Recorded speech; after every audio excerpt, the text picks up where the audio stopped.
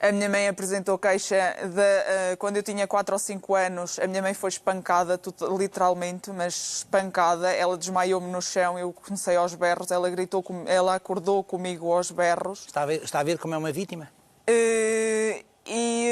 Nós aí saímos de casa, eu tenho escadas interiores, e nós descemos e nós quando chegamos ao fundo das escadas o meu pai aponta-nos a arma. Eu subo, venho até meio das escadas e ele não baixa a arma. E a minha mãe disse, a mim podes-me matar, mas tens uma criança à frente. E ele não baixou a arma, a minha mãe pegou em mim e nós seguimos para o posto da GNR. Foi lá que depois foram chamados os bombeiros para a minha mãe ser socorrida. E a partir daí foi metido o processo no tribunal. Mas depois o meu pai andou a pedir a vizinhos, a tios, a primos, a toda a gente... Para que ela desistisse da queixa e ela desistiu da queixa. Também não consigo entender essa interferência de familiares e vizinhos. Os vizinhos nunca se... Porque certamente que estas cenas ouviam-se, não é? Nós, a nossa casa, agora já tem mais gente. Na altura, era mais isolada? Na altura era mais isolada porque nós temos a nossa casa, está um terreno vazio e depois é cá as outras casas. Até e os familiares sabiam das agressões? De que a sua mãe era A minha madrinha sabia. Ninguém se metia?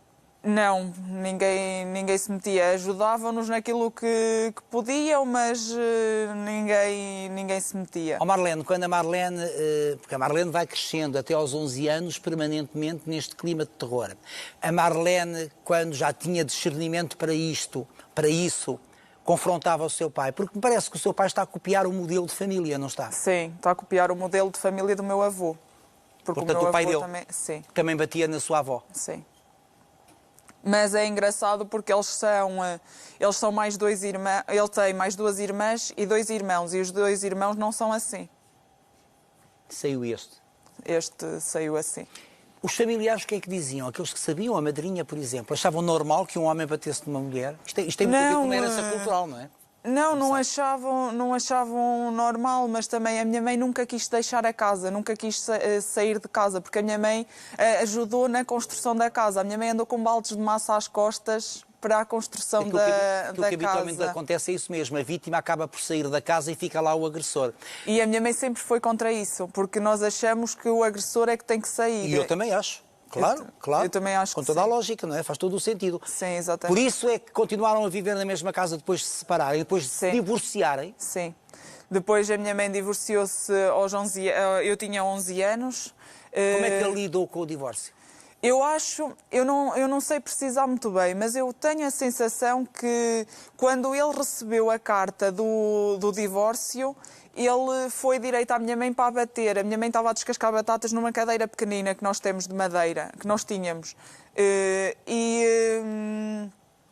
chega lá para a bater, eu meto-me na frente e levei um estalo de todo o tamanho que eu fiquei com os óculos entortaram. Foi essa a primeira agressão? Foi a primeira agressão. E única? Não. Ele deu-me um estalo, eu fiquei com a mão dele na minha cara marcada, os óculos partiram e nessa altura a minha mãe depois divorciou-se, mas as partilhas não foram feitas.